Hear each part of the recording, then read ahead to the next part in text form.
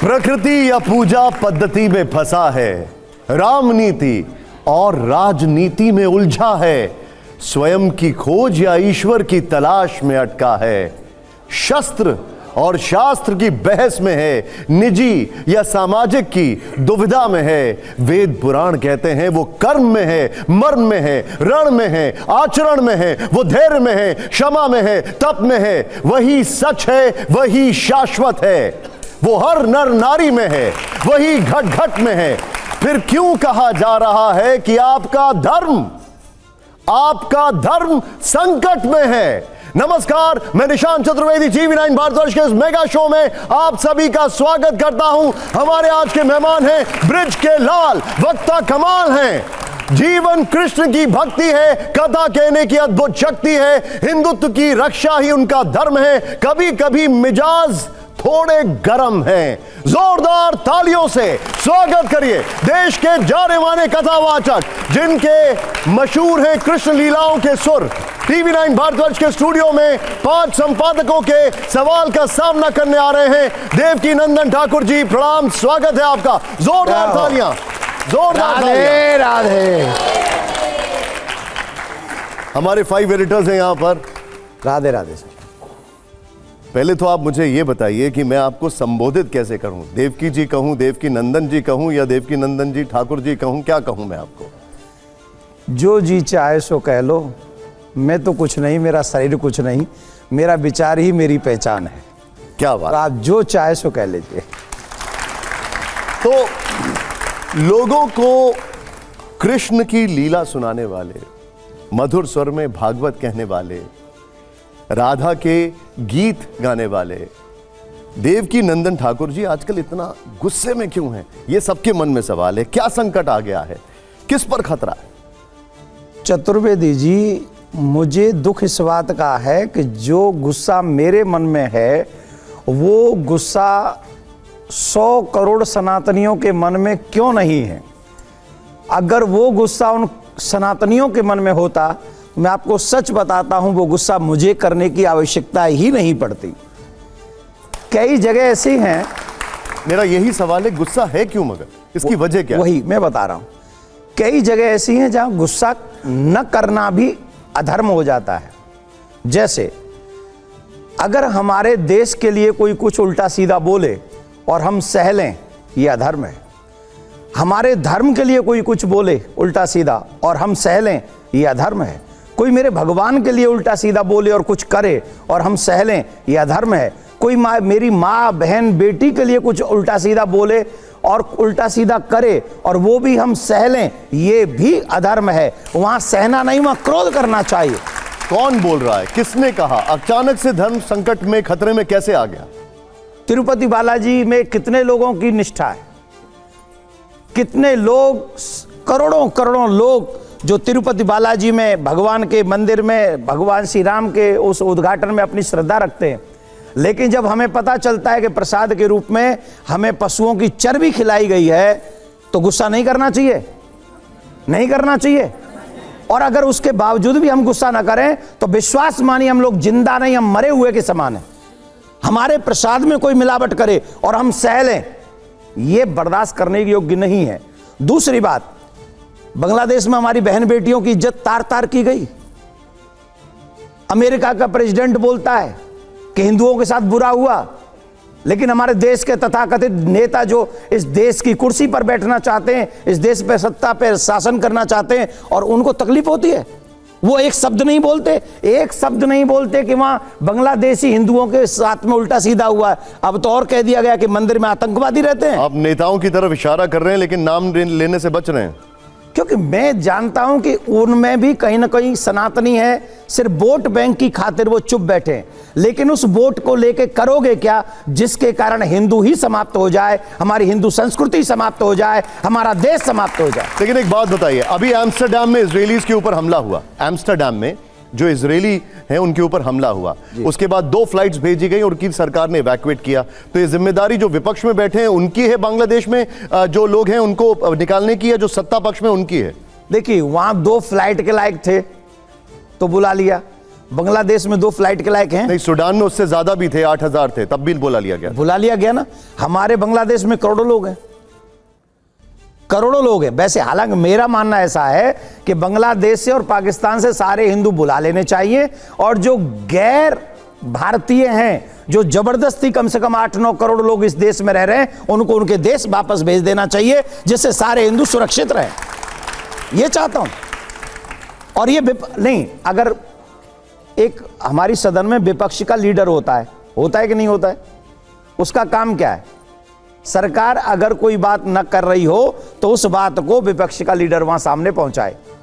तो राहुल गांधी जी को यह बात कहनी चाहिए कि बांग्लादेश में अगर हमारे हिंदू असुरक्षित हैं तो सरकार ऐसी पहल करे कि वहां से हिंदुओं को लेके आए और भारत में उनको बसाए और उनकी सुरक्षा प्रदान करवाए। आपकी नाराजगी उन लोगों से है जिनके पास कोई पावर नहीं है, कोई शक्ति नहीं है, जो विपक्ष में है। क्या बात कर रहे हैं आप? विपक्ष के लीडर में भी बहुत पावर होती है, और विपक्ष में बैठे हुए सांसदों की भी पावर होती है। हम पक्ष से भी आशा करते हैं और हम विपक्ष से भी आशा करते हैं। हम सनातनी हैं, हम दोनों पक्षों से आशा करते हैं, क्योंकि दोनों ही पक्षों में सनातनी बैठे हुए हैं, और सनातनियों को सनातनियों की चिंता करनी चाहिए। यह मेरा मानना है। अर्जुन से भगवान श्री कृष्ण कहते हैं, यदा यदा ही धर्मस्य ग्लानिर् भवति भारत अभ्युत्थानम अधर्मस्य तदात्मानम सृजाम्यहम्। यानी अधर्म जब भी बढ़ेगा, जब भी ऐसी चीजें होंगी जहां धर्म खतरे में होगा, श्री कृष्ण खुद आएंगे धर्म की रक्षा करने में। फिर क्या वजह है कि देवकी नंदन ठाकुर जी को धर्म की रक्षा करने के लिए आना पड़ रहा है? उनको क्यों इसमें एंटर करना पड़ रहा है? परित्राणाय साधूनां विनाशाय च दुष्कृतां धर्म संस्थापनार्थाय संभवामि युगे युगे। ये भगवान श्री कृष्ण ने कहा है कि जब जब धर्म पर संकट होता है, मैं युग युग में अवतार लेकर आता हूं। लेकिन राम को मानने वाले, कृष्ण को मानने वाले, शिव को मानने वाले, हनुमान को मानने वाले, देवी को मानने वालों की भी कुछ ड्यूटी है। जब रावण, कंस, हिरण्याक्ष, हिरण्यकश्यप जैसे बरदानी आए तो उनको मारने के लिए तो भगवान आए, क्योंकि उनको हम जैसे लोग नहीं निपट सकते। लेकिन आज के युग में जिन लोगों के कारण हमारे धर्म को असुरक्षा है, ऐसे लोगों को मारने के लिए भगवान की आवश्यकता नहीं है, उनको आने की आवश्यकता नहीं है। उनके लिए तो देवकी नंदन जैसे और ये जो सनातनी बैठे हुए ना, इन्हीं की बहुत है। बस ये जाग जाएं, खड़े हो जाएं, सावधान हो जाएं कि हमें सनातन बचाना है, तो फिर कोई तकलीफ नहीं है उससे। मतलब आप ये कह रहे हैं कि वो जो काम भगवान का है, उस काम को करने के लिए आप आगे आ गए? नहीं, हम सबको आगे आना है। अकेला मेरी ड्यूटी नहीं है। कौन डिसाइड करेगा? हम सब करेंगे, जो धर्मात्मा, जो सनातनी है, जो हिंदू है, ये डिसाइड हमको करना पड़ेगा। अगर हम धर्म की रक्षा नहीं कर सकते, हमारे शास्त्रों में कहा गया धर्मो रक्षति रक्षिता। इसका मतलब क्या है? आप धर्म की रक्षा करो, धर्म आपकी रक्षा करेगा। तो मेरे घर में भी धर्म का पालन होता रहे, और अगर कोई बाहर भी, हमारी रामायण में लिखा है, हरि हर निंदा सुने जो काना, लगे पाप गौ घात समाना। जो अपने धर्म की, अपने भगवान की, अपने गुरु की, अपने माता पिता की निंदा सुनता है और उसका विरोध नहीं करता है, उसे भी गौ हत्या के बराबर पाप लगता है। तो क्या हमें यह निंदा सुननी चाहिए? हमें खड़े होकर उसका विरोध करना चाहिए और अपने धर्म की और अपने सनातन की और अपने भगवान के सम्मान में खड़ा। अरे तिरुपति बालाजी को प्रसाद में चर्बी खिला दी गई पशुओं की, और हम चुप बैठे रहे? मुझे लगता है जो सच्चा सनातनी होगा उसका विरोध करेगा, खड़ा होगा, और 16 तारीख को वो दिखेगा हमें वहां सदन में कि हम उसका विरोध करते। अच्छा देवकी नंदन जी, मुझे एक बात बताइए कि ये सनातन बोर्ड की थ्योरी क्या है? वक्फ बोर्ड की तरह सनातन बोर्ड की मांग क्यों हो रही है? इससे धर्म की रक्षा कैसे होगी? क्या है ये? देखिए, सबसे पहले तो मैं सभी सनातनियों को बात कहना चाहता हूं, वक्फ बोर्ड सिर्फ जमीन की देखरेख करता है। वो जमीन के विषय का एक बोर्ड है जो जमीन की देखरेख वो करेगा, और वक्फ बोर्ड को जो पावर मिली हुई है, हम और आप लोग कल्पना भी नहीं कर सकते, ऐसी ऐसी पावर मिली हुई है। अब पावर की तो आप ही कल्पना कर लीजिए। आप लोगों ने भी कई बार दिखाया है कि उन्होंने कह दिया पार्लियामेंट हमारा है, उन्होंने कह दिया एयरपोर्ट हमारा है। अरे चतुर्वेदी जी, मुझे टेंशन है किसी दिन आके वो ये ना कह दें कि ये स्टूडियो भी वो हमारा है। सच्ची में देखो, इनको सबको टेंशन हो गई। और आपको आप भी क्या वैसे ही बोर्ड बनाना चाहते हैं? नहीं, अरे यही तो सनातन है। सनातन किसी का छीनता नहीं है, सनातन सबको बांटता है, इसीलिए तो सनातन बोर्ड चाहिए। लेकिन फिर आप कहते हैं कि यहां पे जितने भी लोग हैं उनको बाहर कर दो। अभी आपने कहा। नहीं, मैंने क्या कहा? जो यहां के नहीं है फिर भी यहीं बैठे हैं। मीन्स कितने बांग्लादेशी हैं, कितने रोहिंग्या हैं, कितने ऐसे लोग हैं जो भारत के लोगों की, सनातनी लोगों का अधिकार छीन रहे हैं। कितने टेलर, कितने गांव में घरों में काम करने वाले वो लोग हैं जो हमारे वहीं, अगर वो नहीं होते तो हमारे लोगों को काम मिलता ना। वो ऑल लेवल कम पे काम करते हैं और काम पे कम वो काम करते हैं, हमारे लोग बिना काम के रह जाते हैं। प्लस हमारे भारत में जनसंख्या कितनी है, कितनी जनसंख्या है, कितनी जनसंख्या आप लौट सकते हैं? ये देश कितनी जनसंख्या संभाल सकता है? और 8-9 करोड़ की आबादी है जो बाहर से आए हुए हैं, जो इलीगल रह रहे हैं। कितनी? आप बोलो ना, तुम लोग धीरे बोलते हो तभी तो हमारा ये हाल है। 8-9 करोड़ लोग हैं। आप बताइए, 8-9 करोड़ लोग चले जाएंगे इस देश से बाहर और 2-3 करोड़ जो हिंदू हैं हमारे देश में आ जाएंगे, उसके बावजूद भी हम लोग सेफ एंड सुरक्षित रहेंगे। लेकिन आप जब ये कहते हैं कि वक्फ बोर्ड मनमानी करता है, प्रॉपर्टी डीलर की तरह काम करता है, तो आप खुद वैसा क्यों बनना चाहते हैं? ये जो सनातन बोर्ड का आप जिक्र कर रहे हैं, आप खुद वैसा क्यों बनना चाहते हैं? सनातन बोर्ड का महत्व तो समझिए। हम सनातन बोर्ड ऐसा चाहते हैं जिस सनातन बोर्ड में हम अपने मंदिर की व्यवस्था, पूजा स्थल और तीर्थों की सुरक्षा कर सके। आप देखिए, आजादी के बाद से गुरुकुलम समाप्त हो गए। आजादी के बाद से गुरुकुलम परंपराएं कहां रही हैं? आज हमारे बच्चे कहां उतना संस्कारवान और लेवल बन रहे जो उस हाई लेवल पे जा सके जहां से वो हमारे भारत को विश्व गुरु बनाने की कल्पना करते हो। तो वो गुरुकुलम समाप्त कर दी गई आजादी के बाद से। और गौ माताएं अब देख लीजिए सड़क पे कैसे घूम रही है। ये किस लिए है? और आज जो जिनके पास धन नहीं है वो धन के अभाव में अपना धर्म परिवर्तन कर ले रहा है। जिन पे धन नहीं है वो रोगी हो गया, वो बीमार पड़ के और वो जाके फिर अपने प्राण त्याग रहा है क्योंकि हॉस्पिटल में तो नहीं। गुरु अगर सनातन बोर्ड बनेगा उसमें सारे मंदिर देवालय आएंगे, उस धन का सदुपयोग ये होगा कि हम लोग गुरुकुलम बनाएंगे, हम लोग हॉस्पिटल बनाएंगे, हम लोग गौशाला बनाएंगे और अपने संस्कारी बच्चों को संस्कार देंगे। क्या आपको सरकार पर भरोसा नहीं है? और ये क्यों पूछ रहा हूं मैं जी, क्योंकि हिंदू धर्मस्थलों की जो देखरेख है वो सरकार की निगरानी में होती है। ये होगी, ये संविधान में कहा गया है। अब वहां पर अगर बात की जाए, अल्पसंख्यकों के लिए वक्फ बोर्ड संवैधानिक रूप से 1954 में बनाया गया, तो क्या आपको सरकार के ऊपर विश्वास नहीं है कि वो आपकी देखरेख कर पाएंगे? क्या आप सरकार के नियंत्रण से बाहर निकलना चाहते हैं? बिल्कुल निकलना चाहते हैं। हम सरकार के नियंत्रण से बाहर निकलना चाहते हैं। कौन सा सरकार का ऐसा जो आने वाले, पहले भी सरकारें हुई हैं और आने वाली जो सरकारें होंगी वो गारंटी लेंगी कि हम पूजा पद्धति को जानते हैं ढंग से? जो ऑफिसर वहां नियुक्त किए जाएंगे वो जानते हैं हमारी पूजा पद्धति को क्या है? उन्हें मालूम है क्या पूजा कैसे होगी, कितने बजे होगी, क्या भोग लग सकता है, क्या भोग नहीं लग सकता है, भगवान को कौन से समय में कैसे उनकी सेवा करनी है, 8वें याम की सेवा क्या होती है, वो जानते हैं क्या? नहीं, लेकिन एक बात बताइए, इस समय तो जो सनातन संस्कृति है उसकी वाली सरकार है, डबल इंजन की सरकार है उत्तर प्रदेश में भी, फिर भी आपको विश्वास नहीं है? तिरुपति बालाजी के मंदिर के प्रसाद में जो मिलावट हुई वहां डबल इंजन वाली सरकार थी। तो मतलब आप चाहते हैं डबल इंजन? मैं कह रहा हूं डबल इंजन की सरकार थी। और कब तक डबल इंजन की सरकार, कौन कौन से प्रदेश में रहेंगी, देश में कब तक रहेंगी?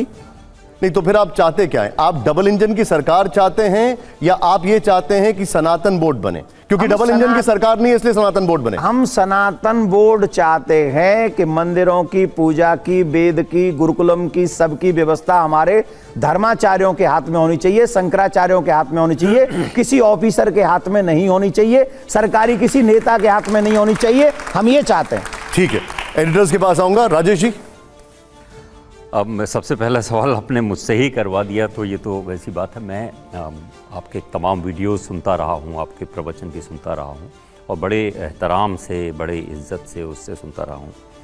मुझे कहीं मीडिया में ये पढ़ने को मिला कि गोस्वामी तुलसीदास, जिन्होंने रामचरितमानस लिखी, उन्होंने जब रामचरितमानस लिखी तो कोई पैसा नहीं कमाया, किसी से पैसा नहीं मिला।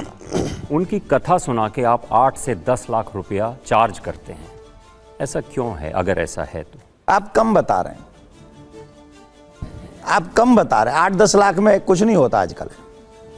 लेकिन आपके चैनल के माध्यम से बता दूं, मैं TV9 भारतवर्ष के माध्यम से, देवकी नंदन ने अपने कथा करने के लिए कभी भी 8 रुपया तक नहीं लिए। 8 रुपया, 8 लाख तो बहुत दूर की बात है। अब आप कहेंगे फिर ये 8-10 लाख क्या है? 8-10 लाख नहीं, एग्जैक्टली उसमें उससे ज्यादा है, लेकिन कितना है किसका? बता दीजिए। नहीं, वो तो मैं नहीं बता सकता, वो समय समय के इनकम टैक्स का डर है। इनकम टैक्स मुझे तो देना ही नहीं, क्योंकि मुझे मिलता ही नहीं। अच्छा, ठीक है। मुझे, और टेंट वाला भरे इनकम टैक्स, टेंट वाला भरेगा, माइक वाला भरेगा, लाइट वाला भरेगा, जो मेरे साथ म्यूजिशियन जाते हैं वो भरे। इतनी पब्लिक आती है, आप सिर्फ पब्लिक, आप देख रहे हैं कथा को इस नजरिए से कि एक कथावाचक ने कथा की तो 10, 20, 25, 50 लाख रुपया खर्च हो गया, लेकिन आप ये नहीं देख रहे हैं कि जब वहां कथा हुई तो उसी कथा के माध्यम से कितने लोगों को काम मिला। माला वाले को काम मिला, रिक्शा वाले को काम मिला, फल वालों को काम मिला, टेंट वाले को काम मिला, लाइट वाले को काम मिला, माइक वाले को काम मिला, कैमरे वाले को काम मिला, चैनल वालों को काम मिला। एक कथा जब होती है तो उसके पास में कितने लोगों को काम मिल जाता है, हम लोग सोच नहीं सकते। और फिर जनता को क्या मिला? सवाल ये नहीं था, उनको तो काम वैसे भी मिलेगा। आप अगर चार्ज, वो कैसे मिलेगा? आप अगर चार्ज ना भी करें तो भी माला वाला माला बेचेगा। तो आप चार्ज करते हैं या नहीं करते हैं? पर्सनली आप 8 रुपया नहीं लेते हैं? मैं चार्ज नहीं करता। कहाँ जाता है वो? 8 से 10 लाख जो मैं बता रहा हूं, कहाँ जाता है? मेरे साथ में 50 से 60 लोगों की टीम होती है, और आप सब जानते होंगे उन 50-60 लोगों का भी परिवार है, और वो आपकी तरह पढ़े लिखे और उतने ग्रेजुएट नहीं है। आप लोग तो पढ़े लिखे हैं, आप लोग तो बड़े लेवल पे हैं, आप लोग जहां जाएंगे वहां करोड़ों करोड़ों लोगों का करोड़ों रुपए का पैकेज मिल जाता होगा। नहीं, लेकिन नहीं मिलता है ना। आपको बड़ी गलतफहमी हमारे बारे में। अच्छा, चलो, थैंक यू। मैं तो कह रहा हूं भगवान करे आपको मिल जाए। मैं तो कह रहा हूं हर सनातनी को 10-10 करोड़ का पैकेज मिले, जिससे मेरे सनातनियों को कभी तंग ना होना पड़े। ये मेरी हृदय से प्रार्थना है। तो मेरे साथ जो लोग रहते हैं, जो मेरे साथ तबला बजा रहा है, जो बाजा बजा रहा है, जो मेरे संग गा रहा है, 12th भी पास नहीं की हुई उनको, तो बांट देते हैं आप जो भी? मैं नहीं बांटता हूं, उन्हीं को मिलता है। जो कथा कराने बुलाते वो उन्हीं को देते, वो मुझे नहीं देते। तो ये क्लियर है। आप लोग एग्री है मेरी बात से? हाँ, तो नहीं देवकीनंदन जी, मुझे लगता है कि मूल सवाल, और जिस पर आप अभी 16 को शायद आप धर्म संसद कर रहे हैं, सनातन बोर्ड की मांग कर रहे हैं। एक तरफ तो आप देश भर को लगातार बता रहे हैं कि ये सब जमीन कब्जाने का खेल है, वक्फ जी, वो गलत है, तो दूसरा वाला सही कैसे होगा? जब मैं सवाल पूरा जी जी जी, सनातन बोर्ड कहकर आप हिंदू धर्म की उस विविधता को समाप्त करने की बात कर रहे हैं कि सब एक कर दो, कोई एक बोर्ड होगा जो तय करेगा। अभी आपने कहा, बड़ा अच्छा कहा कि भोग कैसे लगेगा। अभी मैं 3 दिन पहले ही बद्रीनाथ जी से लौटा हूं। बद्रीनाथ जी में दक्षिण के रावल होते हैं। देश के अलग अलग हिस्सों में आप रामेश्वरम जाइए तो गंगा जी का उत्तर से जाके जल चढ़ता है। इसके लिए किसी को कोई एडमिनिस्ट्रेशन और कुछ बनाना नहीं पड़ा। हिंदू धर्म की जो विविधता है, उसका जो मूल तत्व है वो यही है। आप कह रहे हैं कि सब बराबर कर दो, सरकारी सिस्टम कर दो, सनातन बोर्ड बना दो, तो फिर तो वही वक्फ वाला मामला हो जाएगा। कुछ लोग होंगे, चलाएंगे, संपत्ति कब्जाएंगे, गलत काम करेंगे और उसके लिए आड़ दे देंगे कि ये हो गया, तो ये तो गलत होगा ना। नहीं, मैं आपके एक क्वेश्चन करूंगा और फिर विविधता पे मैं जवाब दूंगा। सनातन धर्म के विषय में आप ज्यादा अच्छा जानते हैं या हमारे शंकराचार्य ज्यादा अच्छा जानते हैं? आई होप आपका भी जवाब होगा कि शंकराचार्य ही हमसे ज्यादा अच्छा जानते हैं। मैं भी नहीं जानता हूं, और मैंने कभी नहीं कहा कि मुझे सनातन बोर्ड में रखा जाए। मैंने हमेशा कहा है कि उस सनातन बोर्ड में शंकराचार्यों को रखा जाए। शंकराचार्यों को क्यों रखा जाए? XYZ जो 4 पीठ थी ना, जिस समय बनाई गई थी, वो सिर्फ और सिर्फ धर्म की रक्षा के लिए बनाई गई थी, सनातन की ही रक्षा के लिए बनाई गई थी। क्योंकि उस समय भी सनातन पे आक्रमण था, आज भी सनातन पे आक्रमण है। आप कहेंगे कैसे आक्रमण है? विविधता, आपने प्रश्न किया, विविधता, वो विविधता ही हमें खाए जा रही है। वसुधैव कुटुंबकम को सुना सुना के हमारा सब कुछ छीन लिया गया, हमसे छीना जा रहा है। हमसे पाकिस्तान छीन लिया, अफगानिस्तान छीन लिया, बांग्लादेश से भगाया जा रहा है, और हम विविधता में रह जाए ना। विविधता हो चुकी, पहले हमें हमारा अधिकार चाहिए, हमारे धर्म की सुरक्षा चाहिए, उसके बाद विविधता देखेंगे। ठीक है, आपने अभी कहा कि विविधता हमें खाई जा रही है, एक तो इससे मैं बिल्कुल इत्तेफाक नहीं रखता। आप न रखें, मैं ऐसा ही मानता हूं। आगे बताता हूं। हाँ। आदि शंकर ने जब देश के 4 हिस्से में, पूर्व, पश्चिम, उत्तर, दक्षिण में शंकराचार्य बनाए, तो क्या ये कहा था क्या कि बद्रीनाथ जी वाला श्रृंगेरी को चलाएगा, श्रृंगेरी वाला पुरी को चलाएगा? ऐसा कुछ कहा था क्या? देश के 4 हिस्सों में शंकराचार्य पीठ जब आदि शंकर ने बनाई थी, तो उसके पीछे मूल ही यही था कि आप जिस हिस्से में हैं, लेकिन देश जोड़ेंगे, अपनी परंपरा, अपनी विविधता के साथ जोड़ेंगे। नंबर 1। नंबर 2, आप कह रहे हैं कि पाकिस्तान कट गया, बांग्लादेश कट गया, और अभी आप कह रहे हैं कि हिंदू वहां से बुला लो, बांग्लादेशी भेज दो। अरे भाई, जो वहां है वहां रहेगा ना। अगर हिंदू बांग्लादेश में है और बांग्लादेश पाकिस्तान हमारा हिस्सा था, तो हम तो ये कल्पना करेंगे कि सनातन वहां भी रहे। आप कह रहे हैं कि सारे सनातनी वहां चले। अरे हमको बता दीजिए, सारे सनातनी वहां रहेंगे, मैं भी कल्पना करता हूं, पर सारे सनातनी वहां मर जाएं। हमारी बहन बेटियों के पैरों में रस्सी बांध के उन्हें रोड पे खींचा जाए, उन्हें पानी में गिरा दिया जाए, ये देखेंगे हम अपनी बहन बेटियों का? अगर मेरी बहन बेटी कहीं भी रहे, सबसे पहले तो वो सुरक्षित रहनी चाहिए, सेफ रहे। हम प्रार्थना करेंगे वो हर जगह आनंद में रहे, कोई प्रॉब्लम। हर जगह से संकट में छोड़ छोड़ के भागता रहे, भागा ही है। जो विविधता आप कर रहे हैं, वही विविधता का ही तो फल हम भोग रहे हैं। अब आपने एक नाम सुना होगा, देवकी नंदन जी। हर्षवर्धन जी जो कह रहे हैं उसको थोड़ा सा आगे लेके जाता हूं मैं, और अभी जिक्र भी हम कर रहे थे असदुद्दीन ओवैसी का। नाम मत लीजिए उसे। एक मिनट। उनका ये कहना है कि ये कहा जा रहा है कि हिंदू खतरे में है क्योंकि वो जानबूझ के ये नारा दिया जा रहा है मुसलमानों को परेशान करने के लिए। कश्मीर में हिंदू खतरे में नहीं था ना? अभी बंगाल में, बांग्लादेश की बात नहीं कर रहा हूं, बंगाल में, पश्चिम बंगाल की बात कर रहा हूं, देवी पूजन के लिए कितनी तकलीफ उठानी पड़ रही है आज के समय में। कब? 2024 में। क्या आप ये चाहते हैं कि हम लोग सब कुछ होते हुए देखें और आंखों पे पट्टी बांध लें? भाई, अपने आगे संकट को देखकर भी हम लोग अगर आंखों पे पट्टी बांध के बैठ जाएंगे, हमको लगता है इसे समझदारी नहीं कहा जा सकता, इसे शांति नहीं कहा जा सकता। हम तो एक बात और कहेंगे, जरूरत से ज्यादा सहनशीलता नहीं होती, कायरता होती है, और हिंदू समाज कायर नहीं है। हम ये नहीं करे वो बंगाल में, बांग्लादेश में, कश्मीर में, दिल्ली में, हर जगह रहें, उनके रहने से हमें कोई कष्ट नहीं है, लेकिन उनके रहने के कारण अगर हम दीपावली न मना सके। मुंबई जैसे शहर में एक माता जी लाइट लगा रही हैं दीपावली उत्सव में, वहां पर जाके 4 गुंडे कहते तुम दीपावली लाइट नहीं लगा सकती हो मुंबई में। अच्छा, ये बात है कि नहीं? अपराध की जो घटनाएं अजी हमको बताइए पहले, चतुर्वेदी जी आप हमको बताओ, ये हुआ कि नहीं? ये हुआ कि नहीं? हुआ ना? अब बताओ सही, हुआ कि नहीं मुंबई में? आप जो बता रहे हैं उसी मुंबई में लोगों को ईद मनाने से भी रोका गया। उसी सोसाइटी में, सर एक मिनट, उसी सोसाइटी में लोगों को ईद मनाने से भी रोका गया। जिस आप अपराध देखिए, अपराध की घटनाओं को लेकर सरकार है, एडमिनिस्ट्रेशन है, पूरी दुनिया में अपराध की घटनाएं होती हैं।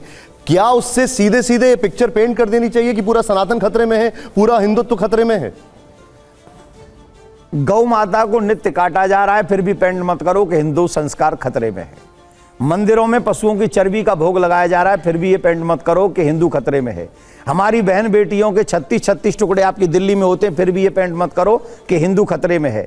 यहाँ दिल्ली में 6-7 मंदिरों पर कब्जा करने की बात कही जा रही है और कहा जा रहा है कि ये हमारे हैं, वक्फ बोर्ड के हैं, फिर भी ये पेंट मत करो कि हिंदू खतरे में। तो हमें बताओ, हिंदू खतरे में कब होंगे? जब कश्मीर की तरह यहाँ काट दिए जाओगे तब खतरे में होंगे हम? कट जाएंगे तब खतरे में होंगे? क्या तब टीवी चैनल वाले चाहेंगे कि अब शांति है भारत में? आप क्यों नहीं पूछते? अरे आपका चैनल सरकार भी देख रही है। नहीं, मैं आपकी बात कर रहा हूं। मैं आप डायरेक्टली सरकार से क्यों नहीं, आप लोग एक डेलीगेशन लेकर जाते हैं, सरकार से ये सब सवाल क्यों नहीं पूछते? इसीलिए तो 16 तारीख को धर्म संसद बुलाई है, सनातनियों को बुलाया है, संतों को बुलाया है, धर्माचार्यों को बुलाया है, गुरुओं को बुलाया है, और वो सभी इन सभी विषयों पर डिस्कस करेंगे। सनातन बोर्ड की भी मांग करेंगे, और मैं आपके चैनल के माध्यम से जितने भी सच्चे सनातनी सुन रहे हैं, नकलियों की बात मैं नहीं कर रहा हूं, वो जो नकली होते हैं ना, वो कहते हैं कि ये सब एम बेटा खा लो रोटी, कितने दिन खाएंगे, आई विल सी यू। लेकिन मैं आप सच्चे सनातनियों से निवेदन जरूर कर रहा हूं कि आप लोग सभी 16 तारीख को शांति बनाते हुए आइए और कहिए कि हमें सनातन बोर्ड चाहिए, हमें सनातन सुरक्षित चाहिए, हमें हमारी बहन बेटियां सुरक्षित चाहिए, और उससे भी बड़ा सच कहें, हमें हमारा देश सुरक्षित चाहिए। अच्छा, ये नकली सनातनी कौन होते हैं? आया आप जो बता रहे थे, होते कौन है नकली सनातनी? 16 को बताऊंगा। नहीं, लेकिन अभी एक बार बता दीजिए, आप चैनल पे एक बार बता दीजिए। 16 को बता दूंगा। थोड़ी हिंट दे दीजिए। देखिए, कुछ लोग ऐसे हैं जो सनातनी दिखना चाहते हैं, है नहीं, दिखने से बात नहीं बनेगी, अब सनातनी बनने से बात बनेगी। फेसबुक पे कोई भी मुझे सनातनी मान ले, इससे कोई फर्क नहीं पड़ता, लेकिन सनातनी बनना है तो सनातन के लिए आवाज उठानी पड़ेगी, एक साथ उठानी पड़ेगी, एक स्वर में उठानी पड़ेगी। लेकिन आपको लगता नहीं है यही इस धर्म की खूबी है कि हम भगवान से सवाल पूछ सकते हैं, हम उनसे डिसएग्री कर सकते हैं, हम नास्तिक होके भी हिंदू हो सकते हैं? नहीं, मैं ये कह रहा हूं सवाल कीजिए, ऐसा कोई व्यक्ति नहीं। आपको बता दें, भागवत की शुरुआत ही प्रश्न से हुई है। प्रश्न करना गलत नहीं है, प्रश्न करना अथा तो ब्रह्म जिज्ञासा, ये क्वेश्चन है। यह है सनातन की खूबी। जब आपने ये क्वेश्चन पूछा ना, मैंने चप्पल उतार दी, क्योंकि मैं वेद सूत्र बोल गया। ये है तो मैं ये कहूंगा ये हमारी खूबी है। आप हमारे से कितने भी प्रश्न कीजिए, उसमें कोई परेशानी नहीं है। परेशानी इस बात की है कि आप तर्क नहीं करते, कुतर्क करते हैं। तो कुतर्क से परेशानी है, तर्क से कोई तकलीफ नहीं है। पनीर जी, मैं तब से आपको सुन रहा हूं और कई आपके वीडियोस वायरल भी होते रहते हैं, हम लोग देखते रहते हैं। मुझे लगता है कि जो आपने शुरुआत में कहा कि शंकराचार्य सनातनी हैं कि आप सनातनी हैं, ये सनातनी नहीं कहा, सनातन के विषय में जानकारी, ज्ञान। जो शिवोहम और अहम ब्रह्मास्म से जन्मी हुई सामाजिक सभ्यता है, वो नास्तिक रहे, आस्तिक रहे, साकार रहे, निराकार रहे, निर्गुण रहे, सगुण रहे। वो ठाकुर जी को पूजे या वो अपने यहाँ पे पीठा बाबा को पूजे, वो किसी को ना पूजे। वो किसी पशु रूप में ईश्वर को देखे, किसी पुष्प के रूप में ईश्वर को देखे। आप या मैं या इस पूरे जम्बू द्वीप में किसी को सर्टिफिकेट देने का राइट नहीं है कि कौन सनातन है और कौन नहीं है। ऐसे ही हिंदू धर्म की रचना रही है। ये अब्राह्मणिकल रिलीजन जैसा पद्धति नहीं है कि एक पुस्तक से और एक विचार से चलने वाला रहा हो। जब आप ये कहते हैं कि बाहर ये हो रहा है, वहाँ ये हो रहा है, कई बार महाराज जी ऐसा लगता है, जो हम लोग समझने की कोशिश कर रहे हैं, कि कहीं ऐसा तो नहीं है कि और अधिक प्रचलित प्रचारित होने की एक व्याकुलता है जिसमें आप विवादों को हमेशा उठाना चाहते हैं। मथुरा के पेड़े आप नहीं छूते, आपने बालाजी की बात कही। आप भारत में बलात्कार हो रहे हैं, भारत में तमाम सारी अवहेलना हो रही है, उसके ऊपर आप आंदोलन नहीं करते। उत्तर प्रदेश या तमाम राज्यों में गायें सड़ रही हैं, मर रही हैं गौशालाओं में और सड़कों पे, उसकी चर्चा नहीं हो रही है। ग्राम में जीवन तबाह हो रहा है, जिस तरह का फर्टिलाइजर, जिस तरह का पेस्टिसाइड इस्तेमाल हो रहा है, उसका आंदोलन नहीं हो रहा है। हिंदू खाएगा तो यही ना, अब हिंदू पाएगा तो यही। अब एक बार जवाब। हाँ, इतना लंबा क्वेश्चन कर दिया, एक क्वेश्चन नहीं है आपके। आपसे सीखा है, बहुत लंबी लंबी कथा आप कहते हैं। अब हम कथा करते हैं, एक प्रसंग को आप आधे घंटे ले जाते हैं। आप एक कथा थोड़ी कर रहे हैं, कथा तो काम हमें करने दीजिए, ये भी छीन लेंगे आप। नहीं। अच्छा सुनिए, हम यही ध्यान राजा कि आप कथा पे रहे हैं। ठीक है, आप जवाब दे। देखिए, हिंदू सनातन धर्म में सबसे अच्छी विशेषता पता है क्या है? दोनों ही भावों की प्रधानता है, निर्गुण निराकार की भी और सगुण साकार की भी। हम निर्गुण को भी मानते हैं। हमारे यहां जो अहम ब्रह्मोस्मी वाली बात आपने कही, तो वो भी परंपरा वेद संबत है, वो परंपरा भी वेद संबत है। और मैं कृष्ण की पूजा करूं, मैं राम की पूजा करूं, मैं देवी की पूजा करूं, ये भी वेद संबत है। धर्म किसे कहते हैं? जिसे वेद स्वीकार कर ले वो धर्म है, और जिसे वेद अस्वीकार करे वो अधर्म है। और आज व्यक्ति ऐसी भी चीजें कर रहे हैं जिसे वेद अस्वीकार करता है। अब एग्जाम्पल मैं आपको दे देता हूं। कितने हिंदू अब ऐसे हो गए हैं, मंगलवार वाले दिन लहसुन प्याज नहीं खाएंगे, नवरात्रे वाले दिन लहसुन प्याज घर में नहीं आएगा, और उस नवरात्रे के दिनों को निकल जाने दो, मंगलवार को निकल जाने दो, फिर उनके घर में देखो क्या नहीं हो रहा। अब ये कौन सा धर्म है? एक दिन तो तुम हो गए धर्मात्मा, बाकी के 6 दिन तुम राक्षस बने फिरे रहे। इसका मतलब सनातनी नहीं है? नहीं, आपकी परिभाषा। अब ये कुतर्क है ना, तर्क कर नहीं। एक मिनट सुन लीजिए, आप तर्क कीजिए, सुन लीजिए। हाँ, धर्म को आप डिसाइड नहीं करेंगे, मैं डिसाइड नहीं करूंगा ना, मैं भी नहीं करूंगा। लहसुन प्याज खाता है? नहीं, खाइए लहसुन प्याज, पर मांस मत खाइए काट के। क्यों? मांस तो खाया गया है पूरी परंपरा में। एक बार सुन लेते हैं। अच्छा, ठीक है। कई चीजों में मना भी किया गया है ना, कैसे खाया। जब मना किया तब नहीं खा रहे हैं, जब मना नहीं है तब खा रहे देखो, हैं। वेदों में लिखा गया अब हम मांस खाने के बारे में नहीं मनुस्मृति में लिखा गया है, वेदों का अर्थ हम लोग ढंग से नहीं कर पाते हैं, और वेदों के शब्द भाषा को हम लोग नहीं समझ पाते हैं, उल्टे सीधे तरीके से हम लोग उसका अर्थ निकाल देते हैं। खैर, हम इस विषय पे बात नहीं कर रहे, हम इस विषय पे कह रहे हैं कि हम निराकार को भी मानते हैं और हम साकार को भी मानते हैं, लेकिन हम अपने धर्माचार्यों के द्वारा बताए हुए मार्ग पे चलेंगे तो हमको लगता है कि हमारे लिए धर्म को समझना आसान भी होगा और जीवन जीना भी आसान होगा। और धर्माचार्य वो बताएं जो वेदों में है, पुराणों में है और गीता में है। जो राजेश जी पूछ रहे हैं, मैं उसको एक थोड़ा अलग तरीके से पूछना चाह रहा हूं। क्या आप ये कह रहे हैं कि जो मांसाहार करते हैं, जिसको हम आजकल नॉन वेजिटेरियन कहते हैं, वो लोग सनातनी नहीं हैं, वो सनातन धर्म के विरुद्ध हैं? सनातनी तो वो भी हैं, पर जो कर रहे हैं, अब एक तरफ तो हमारे कितने समाज के लोग ऐसे जो एनिमल लवर्स होते हैं, कितने लोग हैं, नहीं नहीं एनिमल्स लवर्स हैं हम, तो एनिमल्स को रखो, प्यार करो, वो करो, पक्षियों को पालो, ये करो, और सरकार भी इसको बढ़ावा देती है, और उन्हीं को मार के खा जाते, तब कुछ नहीं कोई बोलने वाला। तब कहां चला जाता है वो एनिमल लव, पशुओं के प्रति प्यार, तब कहां चला जाता है? अरे सनातनी है जो कह रहा है किसी को मार के मत पेट भरो अपना, सबको जिलाओ, जियो और जीने दो। खाने के लिए भगवान ने शेर के लिए कुछ और बनाया है, गाय के लिए कुछ और बनाया है। शेर कभी घास नहीं खाएगा, गाय कभी मांस नहीं खाएगी, और आज का कलयुग का व्यक्ति है कि जो मिल जाए सो खाएगा। तो दशरथ जी और राम जी सनातनी नहीं थे। आखेट में उन्होंने एक के माता पिता को मार दिया और एक जो है हिरण को मारने गए तो हरण हो गया। ये दोनों सनातनी नहीं है फिर आपके आशय से? मेरे हिसाब ये लोग केवल बिना आहार की हत्या करने के लिए गए? अब इसका अर्थ बता दें, हम आपको अर्थ बता दें। जी जी बताइए। पूर्व समय में त्रेता युग की बातें आप कर रहे हैं, भगवान श्री राम के समय की आप बात कर रहे हैं। शिकार खेलना उन राजाओं का एक स्वभाव, वो भी स्वभाव किस लिए? दो चीजें आप लोगों की, ये जो मिलिट्री है, सेना है, ये क्या करती है? युद्ध अभ्यास करती है। हर समय युद्ध तो नहीं करती, युद्ध अभ्यास किसके लिए करती है? जिससे कभी संकट अगर हमारे राज्य पे आए तो हम लोग प्रैक्टिस में रहें। उस समय महाराज कितने भी राजा हुए हों, वो उन पशुओं का शिकार करते थे जो हम लोगों को दिखाई नहीं पड़ रहा है, पर कई बीमार भी पड़े हैं या कईयों के कारण रोग भी फैल जाता है। दशरथ जी के विषय में ऐसा रामायण में आया है कि गुरुदेव वशिष्ठ जी से आज्ञा लेके वो उन पशुओं का शिकार करने जाते थे। आपने कहा माता पिता को मार दिया, दशरथ जी माता पिता को मारने नहीं गए थे, ये आपको भी पता। और आप पांडे जी हो, आपको तो सब मालूम ही है कि आप, सुनिए ना, आपको मालूम है उसके और उसके बावजूद भी आप जबरदस्ती दशरथ जी को माता पिता का हत्यारा घोषित कर रहे हैं। राकेश जी, एक बड़ी तस्वीर खींचना चाहता हूं मैं यहां पर। देखिए, हमारे इस भारतीय उपमहाद्वीप की सबसे बड़ी खूबी यह है कि ये राम की धरती है, कृष्ण की धरती है, मनु की भी धरती है, बौद्ध की भी धरती है, महावीर की भी धरती है। भारत की जो सबसे खूबसूरत बात यह है कि ये समावेशी है, और जो हमारे इस लोकतंत्र की खूबी है, मेडिटेरियन कोस्ट से लेकर अगर आप चले जाएं तो भारत जैसा लोकतंत्र कहीं नहीं मिलेगा। हमारे मेडिटेरियन कोस्ट तक अगर आप चले, इसीलिए भारत की संस्कृति को उदारवादी कहा जाता है। हम वासुदेव कुटुंबकम की बात करते हैं।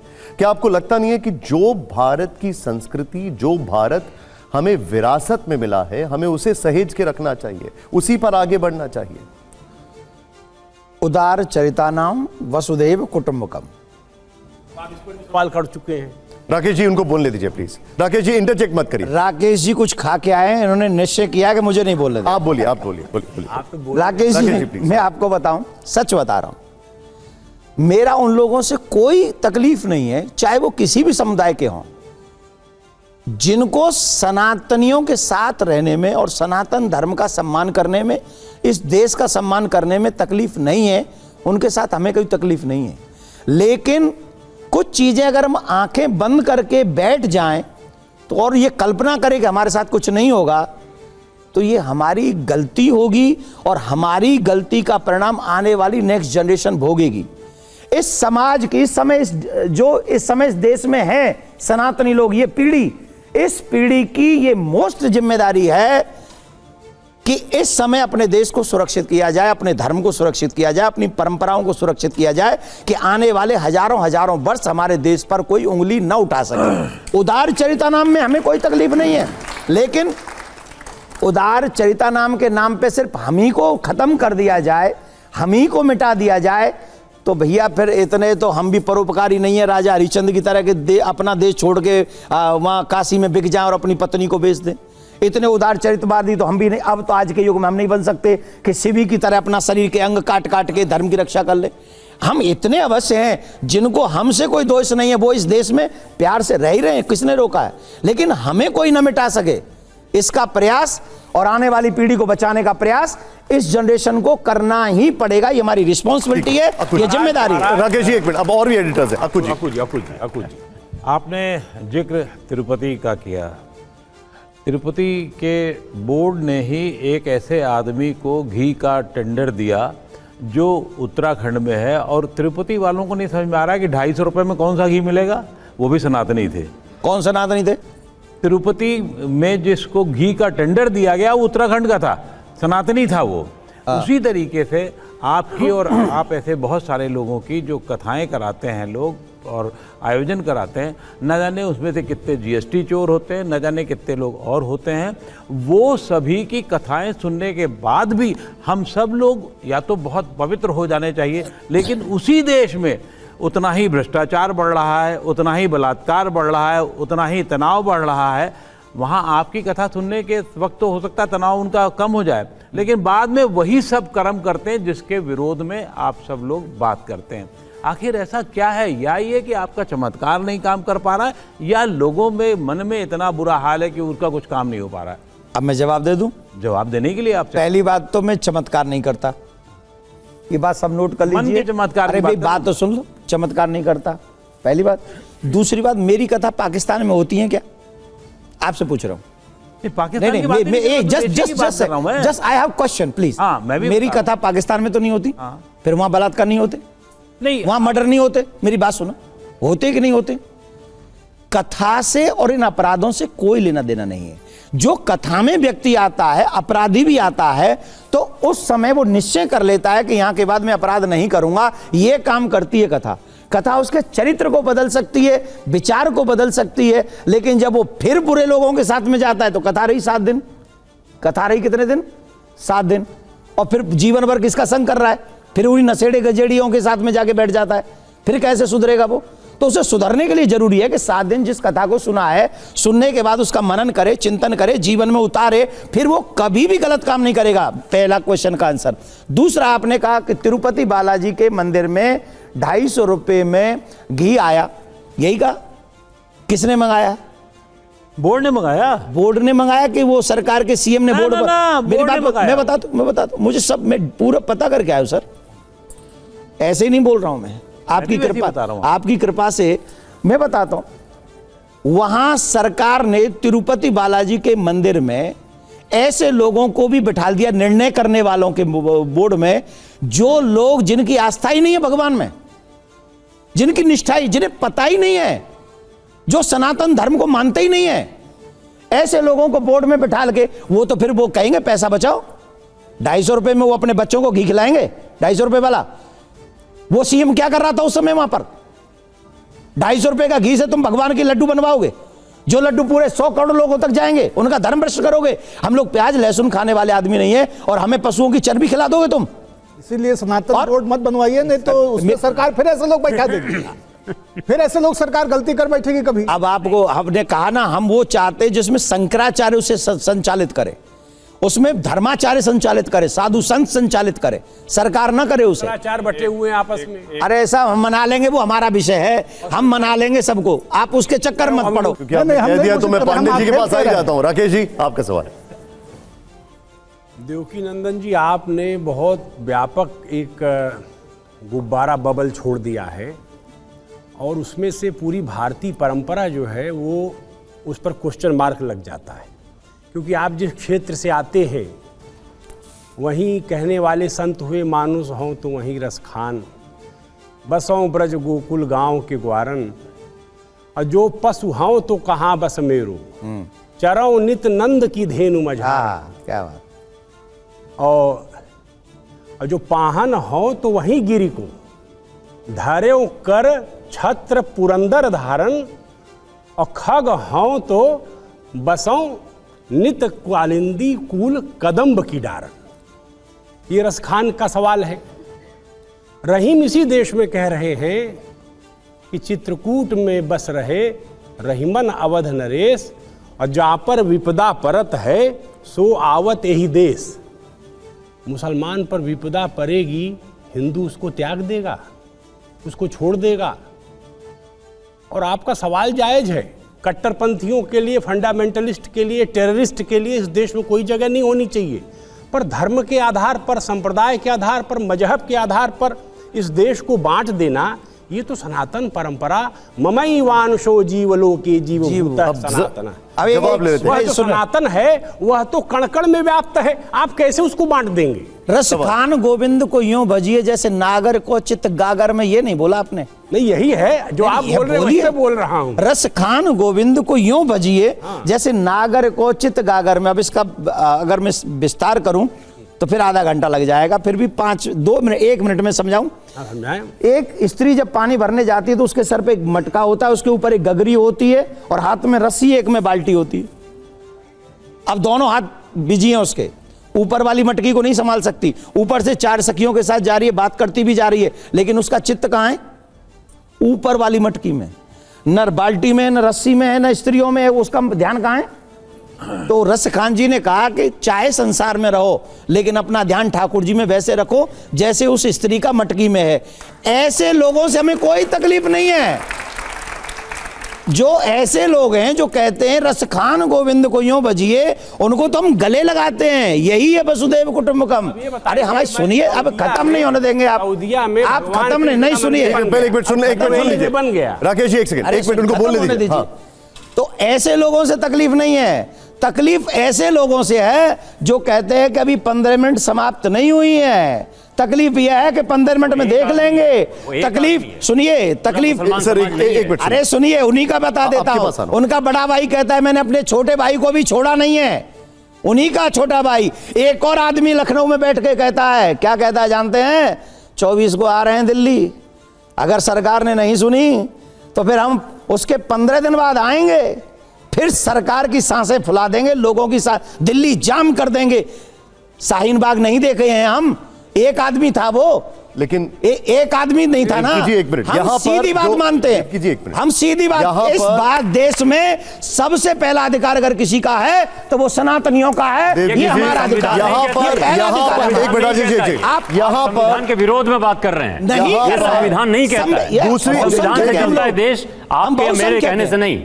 ठीक है, आप मत मानिए, हम मानते हैं। देवकी जी मतलब आपको सत्ता हम बात- में, सरकार में, संविधान में विश्वास, उन पे भरोसा है कि नहीं है? संविधान को ये सब आप ही को करना है, इनके नहीं, दायित्व से मुक्त कर दिया जाए। संविधान को तोड़ने वाले संविधान की बात नहीं कर सकते। आप उसके विरोध में बात कर संविधान का रहे हैं। विरोध किया लोगों ने और नुकसान किया संविधान का। जिस समय देश आजाद हुआ था, जब आजाद हुआ था, जब देश को, एक समुदाय को पाकिस्तान दे दिया गया था, फिर भारत में उन्हीं लोगों को 54 में वक्फ बोर्ड बनाने की क्या जरूरत थी? और अगर वक्फ बोर्ड बनाया तो हमें भी सनातन बोर्ड दे देते तो फिर उनको क्या नुकसान होता? बराबर हो जाता ना। देवकी तो जी- ये सनातन संविधान का अपमान नहीं है। एक इसी के लिहाज से मैं आपसे पूछना चाह रहा हूं। मैं पानी पी लूं थोड़ा? बिल्कुल पी लीजिए पानी, आप बिल्कुल पी लीजिए। उग्र हो जाते हैं। नहीं नहीं, ठीक है, नहीं। मैं ऐसा ही हूं, मैं छुपा नहीं सकता बिल्कुल- अपने आप को। बिल्कुल पानी। जब धर्म पे कोई बात आएगी, जब देश पे बात आएगी, राकेश जी देश अभी की नंदन शांत राकेश जी नहीं होगा।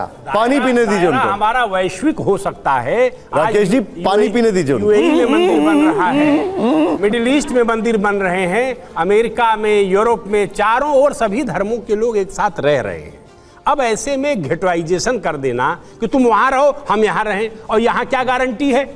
यहां आपके भीतर जो चल रहा है, आपने कहा बौद्ध लोग क्या कर रहे हैं, जैन लोग क्या कर रहे हैं। मैंने नहीं कहा, ये आप कह रहे हैं। नहीं, मैं अपनी बात मुझ में मत डालो। आप सनातनी की ये आप कह परिभाषा दे रहे मैं हैं। सनातनियों में बुद्ध भी है, जैन अच्छा भी मैं है, एक सिख भी मिनट, है। एक बड़ी तस्वीर खींचना चाहता हूँ। राकेश जी एक मिनट रुक जाइए।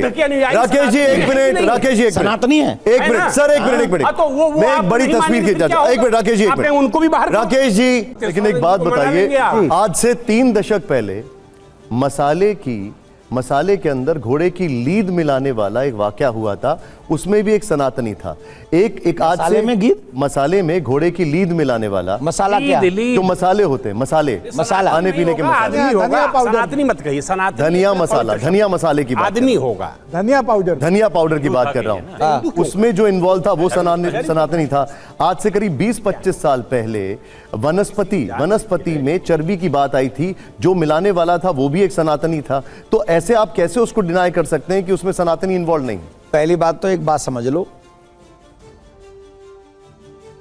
खाने पीने की चीज में जो भी मिलावट करता है, हम लोग हर चीज में विदेशों की नकल करते हैं, कपड़ों में भी नकल करते हैं, बोलने में भी 4 शब्द अंग्रेजी के बोल दो तो फिर ऐसा लगता है wow he is a great, ऐसे बोलते हैं। लेकिन जब संस्कृत बोलते तो किसी को प्राउड फील नहीं होता, वो कहते इट्स ओके, अब ये लोग तो ऐसा ही यही बोलेंगे। तो इतना गिरा दिया हम लोगों को।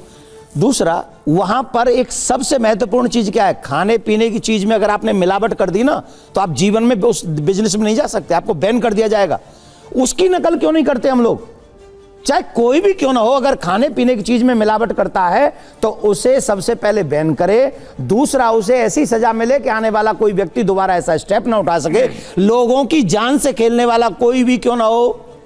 अभी हम यहां मूत की और थूक की बात नहीं कर रहे, आपने उनका नाम नहीं लिया है, आप हो चतुर्वेदी जी पर सनातनी गिना दी आपने सारे, एक भी ऐसा आदमी नहीं बताया। एक और गिना देता हूं, मेरी बात देश सुनो। में 10 बड़े जो मीट एक्सपोर्टर्स हैं उनमें जो ऊपर के नाम आ रहे हैं वो ज्यादातर सनातनी हैं। अरे फिर सनातनी, फिर सनातनी नहीं है, हिंदू है साहब सब। हिंदू हैं, चलिए हिंदू हैं। अच्छा हमारी बात सुनो, जो सनातनी होगा वो तो मीट का व्यापार कर ही नहीं सकता, वो सिर्फ बिजनेसमैन है। उसके लिए तो एक चीज है कि पैसा चाहिए, चाहे उसे कुछ भी क्यों ना बेचना पड़े। ऐसे लोगों के साथ हमारा कोई विचार नहीं है। चलिए, अब माहौल बड़ा गर्म हो गया है, मैं चाहूंगा आप सब लोग तैयार हो जाइए। पहले तो जोरदार तालियां करिएगा अभी, इसलिए क्योंकि अब मैं आपको देवकी जी लेकर चलूंगा अपने सबसे वायरल और सबसे पॉपुलर सेगमेंट की ओर, वो है हमारा रैपिड फायर। आप मेरे साथ आइए इस स्क्रीन पर, आइए मेरे साथ स्क्रीन पर आइए। अच्छा, आपको मैं कष्ट दूंगा थोड़ा सा, आइए। जोरदार तालियां हो पहले तो, जोरदार तालियां। देखिए, मैं आप यहां पर खड़े होंगे, मैं यहां पर खड़ा होऊंगा और यहां पर आएंगे कुछ सवाल। आपके सामने एक ऑप्शन है, आपको एक ऑप्शन चुनना होगा, दो ऑप्शन में से एक ऑप्शन आपको चुनना होगा और मैं चाहूंगा कि आप और दोनों ही अगर पसंद ना आए तो वो आपका कॉल है, मैं आपसे बेबाकी से जवाब दीजिएगा और मैं चाहूंगा जरा जोरदार हौसला अफजाई हो। क्या आप सभी लोग रैपिड फायर के लिए तैयार हैं? मुझे आवाज नहीं आ रही, क्या आप तैयार हैं? जोरदार तालियां हो जाए हमारे पहले सवाल से पहले। आइए जरा, मेरा जो पहला सवाल इस वक्त है, दिखाइए जरा। पहला सवाल, बेहतर राजनेता कौन, राहुल गांधी या अखिलेश यादव? आपने तो मुंह ही मोड़ लिया एकदम। देखिए, बेहतर राजनेता कौन है वो मैं इनमें से चॉइस नहीं कर सकता, इन दोनों में से कोई भी नहीं है। दोनों में से चॉइस नहीं कर सकता क्योंकि मेरी दृष्टि में बेहतर राजनेता तो नरेंद्र मोदी ही है। नहीं, लेकिन अगर ये दो ऑप्शन है तो फिर क्या करेंगे? मेरी बात सुनो, लेकिन अगर मुझसे बेटर मानव की बात करेंगे, जो मानवता करता है इन दोनों में से, उनसे मैं मिला नहीं हूं तो उनके विषय में ज्यादा कह नहीं सकता, पर ये मानव मेरे लिए अच्छे हैं, इंसान अच्छे हैं। मैं एक बार अखिलेश जी से मिला हूं और उन्होंने जो मेरे साथ व्यवहार किया है वो अच्छा व्यवहार है, बहुत प्यारा व्यवहार है, इसके लिए मैंने अच्छा इंसान मानता हूं। चलिए, जोरदार तालियां हो जाए इस जवाब के लिए। हालांकि आप धर्म की बात करते हैं लेकिन आपने जवाब पॉलिटिकल दिया है, बट एनीवे, चलिए क्या बात है? आइए जरा अगला सवाल, जोरदार तालियां हो जाए पहले। दिखाइए जरा अगला सवाल। देवकी जी, अगला सवाल है, बेहतर विचारधारा क्या है, महात्मा गांधी जी या फिर नाथूराम गॉडसे? भाई तुम मुझे क्यों, मेरे को सनातन धर्म संसद 16 को करने दोगे कि नहीं, कि उससे पहले ही वायरल कर दोगे? देखो, मेरा मानना है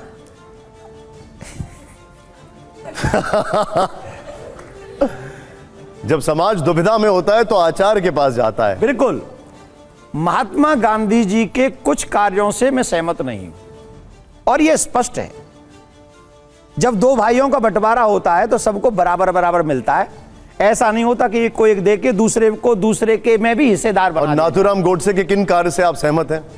वो देशभक्त थे, बहुत देश के बारे में बहुत अच्छा प्लान करते थे, देश के बारे में, और जिसे आज के युग में ये कहा जा रहा है ना कि, और सही भी है, मैं कभी इस बात को नहीं सहमत हूं कि किसी की हत्या कर दो, पर उन्होंने जो देवकी जी, इस पे विवाद भी हो सकता है जिसने मैं कुछ किसी, देखो ये मेरा पर्सनल विचार है, मैं किसी को ये नहीं कह रहा कि तुम मेरी बात से सहमत हो, मैं ये नहीं कह रहा कि तुम उससे जुड़ जाओ, पर यह है कि मैंने पहले ही कहा कि मैं किसी की हत्या करने में सहमत नहीं हूं, लेकिन उन्होंने जो सोच के ऐसा कार्य किया है, आप सभी जानते हैं कि वो चाहते थे कि सनातनियों का और सनातन का और ये भारत सवाल का, नहीं है कि राष्ट्रपिता की हत्या करने वाला देशभक्त सबसे पहले बात तो बताओ राष्ट्रपिता कैसे हैं, ये बताओ कहां से मिली हो? आप इनको राष्ट्रपिता नहीं मानते? नहीं, मैं ये बात मानता हूं। पहले मैं आपसे ये पूछ रहा हूं, आप मानते हैं कि नहीं मानते? मुझे पहले ये बताओ कि राष्ट्रपिता की उपाधि कहां से मिली? ये तो सुभाष चंद्र बोस ने कहा था ना, सुभाष चंद्र बोस ने कहा था ना, ये उपाधि थी, लेटर मिला है,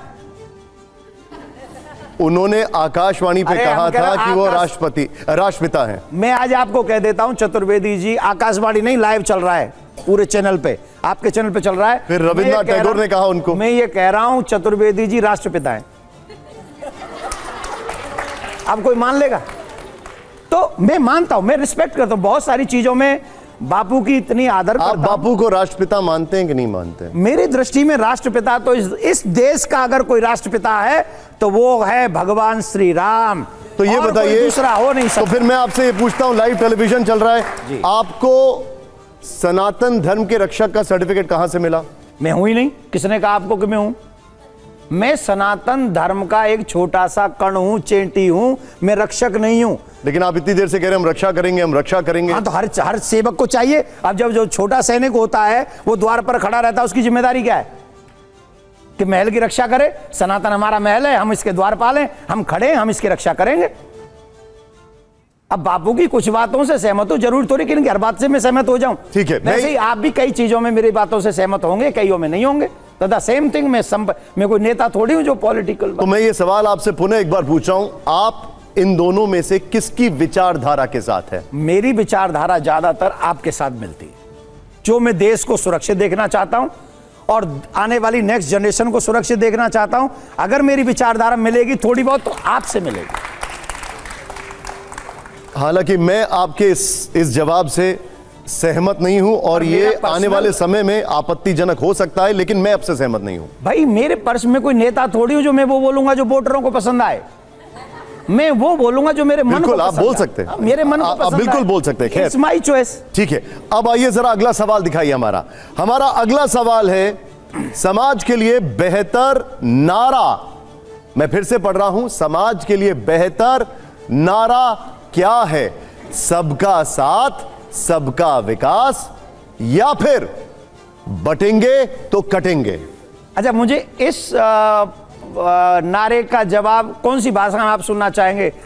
हिंदी में, इंग्लिश में कि संस्कृत में? मैं चाहूंगा कि इन दोनों में से कौन सा बेहतर नारा नहीं, है? मैं इस पे बोल रहा हूं, पहले बताओ। नहीं, लेकिन मुझे पहले तो ये बता दीजिए ना, नारा कौन सा बेहतर है? नारा अब ये बताइए क्यों है? कौन सी भाषा में बताओ? और ये आपको नहीं चाहिए सबका साथ सबका विकास? ये मोदी जी के, जिनके आप बोल रहे थे सबसे बेहतर नेता वही हैं, उनका नारा है ये। तो सबका विकास हमने 24 में देख लिया था ना, देखा था कि नहीं? तो सबका साथ तो क्या देखा था, मैं समझा नहीं। छोड़ो वो, पहले इस पे बोलो। नहीं, वैसे बता दीजिए क्या देखा नहीं था? बोलना हमें, हम तो देख चुके हैं। हम तो एक ही बात कहेंगे, सनातनियों का साथ, सनातनियों का विकास, तभी होगा पूरे देश का विकास, इसमें कोई दो राय नहीं है। सनातनियों को फ्रंट पे रखो। अब इसको बताओ कौन सी भाषा में बोलूं? नहीं, ठीक है, आपने जितना बोला उतना समझ गया। पहले हमें बताओ इसको कौन सी भाषा में आप जो बोलना चाहते हैं आप बोल दीजिए। सुनिए, संस्कृत में इसको क्या कहा गया? कलयुगे संगठने शक्ति। इस नारे का संस्कृत है ये, कलयुगे संगठने शक्ति। कलयुग में संगठन में शक्ति है। और अब इंग्लिश सुन लो, इंग्लिश में भी बोल देता हूं इसी नारे को। वैसे वो है संगे शक्ति कलयुगे। संगे, संगे शक्ति कलयुगे, इसका मीनिंग क्या हुआ? यही हुआ, यही हुआ, यही हुआ, है ना? और अंग्रेजी में सुनो, यूनाइट वी स्टैंड और डिवाइडेड वी फॉल। चलिए, मैं इस पे तसल्ली से आपसे बात करूंगा। अब अगला सवाल दिखाइए जरा, अगला सवाल प्ले करिए, दिखाइए। सच्चा संत कौन? आसाराम बापू या राम रहीम?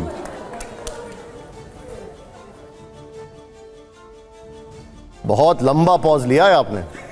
आपने पूरी प्लानिंग, आपके जितने भी ये शो बनाने वाले लोग हैं उन्होंने प्लानिंग की है कि सिर्फ मुझे फंसाना है। नहीं, अब सुनिए, इस पे भी सुनिए, साधु व्यक्ति शरीर से नहीं होता, साधु व्यक्ति कर्म से होता है। जिस व्यक्ति का जैसा कर्म होता है वो व्यक्ति साधु और असाधु कहलाने के योग्य होता है। तो जिसका कर्म जैसा है, साधु में और आप डिसाइड नहीं करते। तो ये दोनों साधु कहलाने लायक नहीं है, संत कहलाने लायक नहीं ये आप कह रहे हैं, मैंने मैं नहीं पूछ रहा हूं आपसे। मैं क्या कह रहा हूं? ये तो अदालतें कह चुकी हैं वैसे। मैं क्या कह रहा हूं?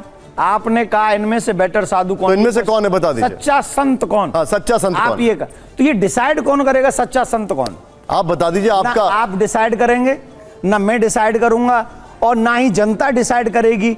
सच्चा संत कौन है ये ठाकुर जी डिसाइड करेगा। नहीं, लेकिन एक मिनट, इसमें और कोई नहीं जानता। सनातनी के टाइम पर आप डिसीजन ले लेते हैं, सनातनी के टाइम पर आप डिसीजन ले लेते हैं, और जहां फंसते हैं वहां ठाकुर जी को पकड़ लेते हैं आप। नहीं, सनातन की रक्षा के लिए हम सबको लगाया हुआ है। ये किसी को सर्टिफिकेट देने के लिए नहीं कि सच्चा संत कौन है। सच्चे संत आप भी हो सकते हैं, सच्चे संत आप भी हैं। क्या आप ये कहना चाह रहे हैं? ये कह रहे हैं, ये कह रहे हैं। इन्हें आप कह रहे हैं दोनों संत अच्छा, हैं। मुझे एक बात बताइए, आपको आपत्ति क्या है ये कहने में कि ये दोनों संत नहीं है? देखिए मुझे एक बात कह रहे हैं सुनिए, दोनों संत हैं। आपने कहा एक मिनट सर उनका जवाब देख लीजिए। हाँ, जवाब मुझे तो देने दो सर।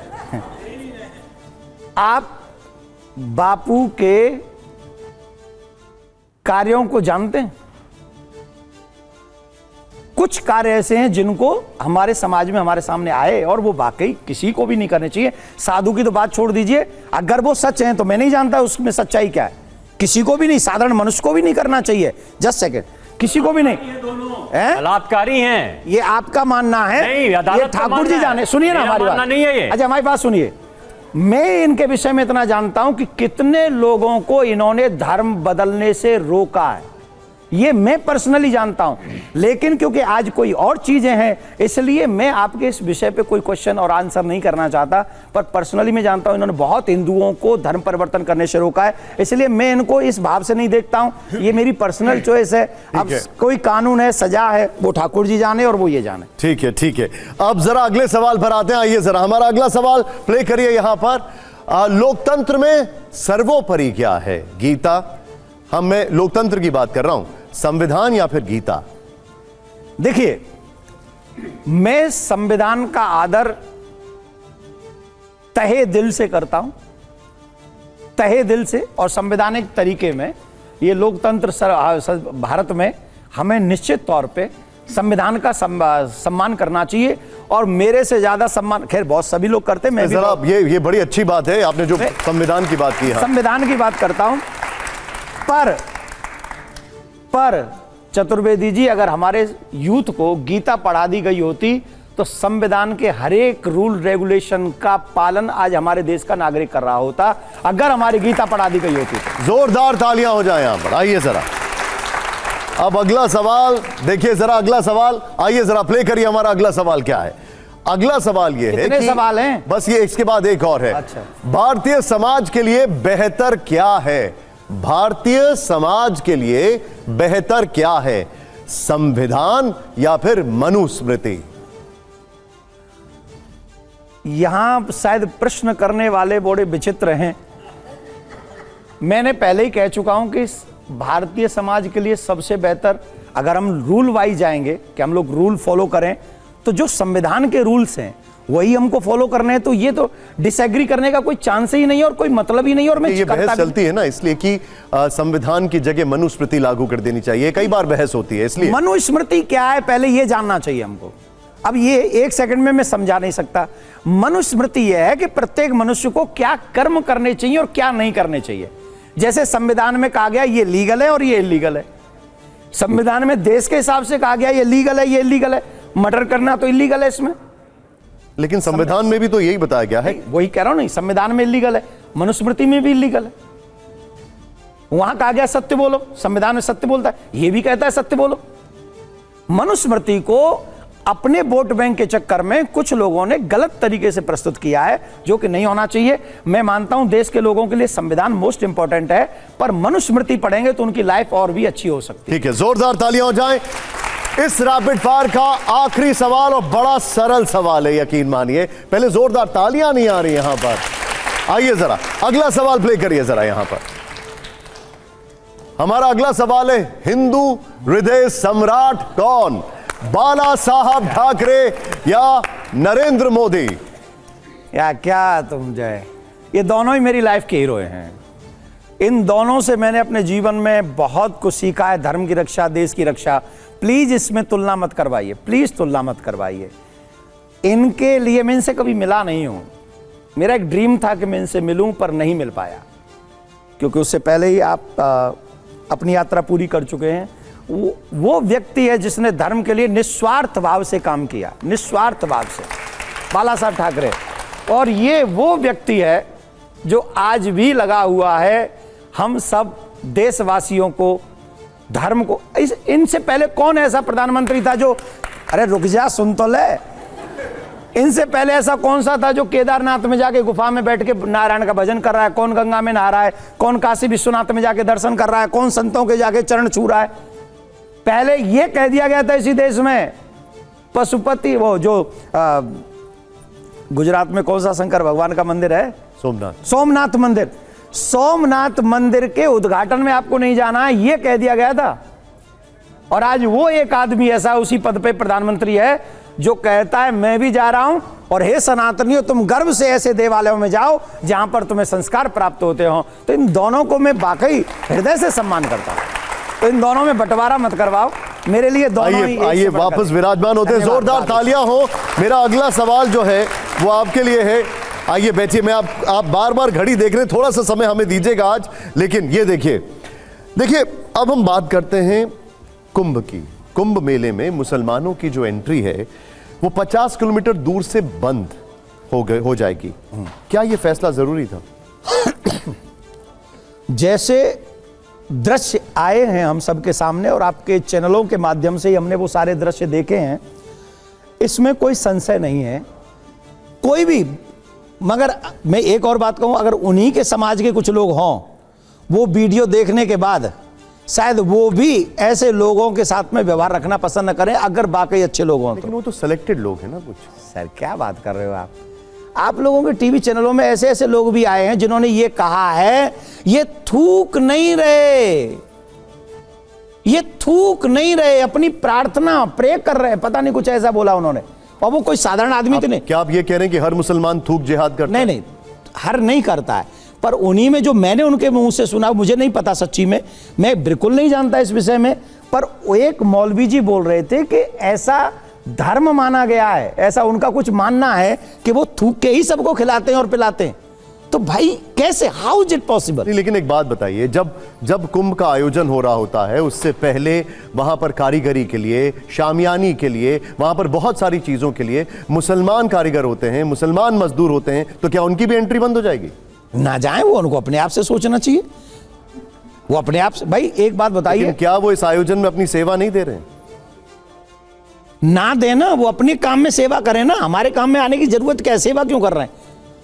आप सेवा करिए, अपने काम में सेवा करिए, अच्छी बात है। मैं आपको एक बात बताता हूं, एक मिनट, जो हमें बताने बोलने, आप बिल्कुल बोलिए, लेकिन कुछ इंसिडेंट्स हुए, उस पर कुछ लोगों ने कमेंट किया, उससे इस देश का बहुत पुराना, ऐतिहासिक, कई साल पुराना सोशल फैब्रिक हम ऐसे डिस्ट्रॉय कर देंगे। कौन सा सोशल? जिसमें सब लोग साथ रहते हैं, समावेशी होते हैं। अभी भी रह रहे हैं, कौन मना कर रहा है? तो फिर आप कुंभ में एंट्री क्यों रोक रहे हैं? हमने मक्का में एंट्री मांगी है क्या?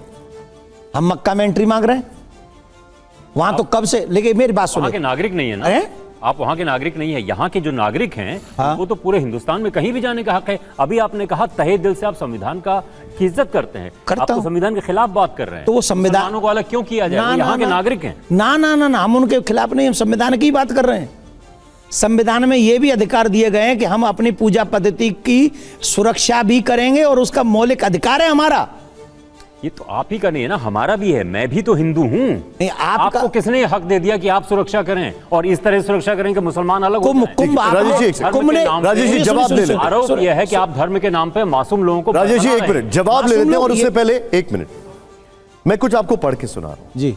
सोएंगे तेरी गोद में एक दिन मर के, हम दम भी जो तोड़ेंगे तेरा दम भर के, हमने तो नमाजें भी पढ़ी हैं अक्सर गंगा तेरे पानी से वजू करके।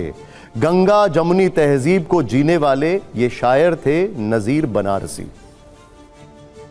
एक मुसलमान लिख रहा है ये, बनारस के शायर। अभी उससे पहले उन्होंने भी लिखा। तो ऐसे लोगों के लिए तो हम आदर की बात कर रहे हैं ना। कैसे पता चलेगा कि कुंभ में जो आ रहे हैं नजीर छाटेंगे बनारसी कैसे हैं या आप? कौन? इनकी आप इज्जत करते हैं, उनको आप बहिरागत मानते हैं, जवाब छाटेंगे कैसे एक आप? मिनट सर, एक मिनट जवाब सुन लीजिए। जो ये खादी सवाल पहना है, नहीं, आपने सवाल पूछा, इनका जवाब परिणी जी देना आपने सवाल आपने पूछा, जो जवाब खादी ले पहना है उसकी वीविंग किसने की है? आपने जो चप्पल पहनी है उसको काट के उसकी फिनिशिंग किसने की है? आप जिस कुर्सी पे बैठे हैं, आप जिस गाड़ी से चलते हैं, उसमें डीजल पेट्रोल किन देशों का है? आप जो किशमिश खाते हैं और जो सेब चढ़ाते हैं ठाकुर जी को, वो किस की बगिया से टूट के आया है? कहाँ कहाँ तक हवाएं लाहौर की भारत आती हैं, भारत की हवा लाहौर जाती है, बादल उठता है अरब की खाड़ी से, बंगाल की खाड़ी और हिमालय तक जाता है, कैलाश तक जाता है। वाह। कहाँ कहाँ बांटेंगे आप? कैसे कैसे रोकेंगे आप? अपने घर से आप अगर सुनिए तो, सुनाएं। आपने मेरे यहाँ से लेके वहां तक चले गए, इवन स्टूडियो के बाहर गाड़ी तक चले गए आप। जय हो महाराज। अब हमारी बात सुनो। अंगूठियां रह गई थी। ले लेना। अब सुनिए, आपको ये भी नहीं पता है सर कि जब मैं ये वस्त्र पहनता हूं तो इन वस्त्रों को पहनने की भी विधि है। किसने सिला, आई डोंट माइंड। किसने बनाया, आई डोंट माइंड। किसने बेचा, आई डोंट माइंड।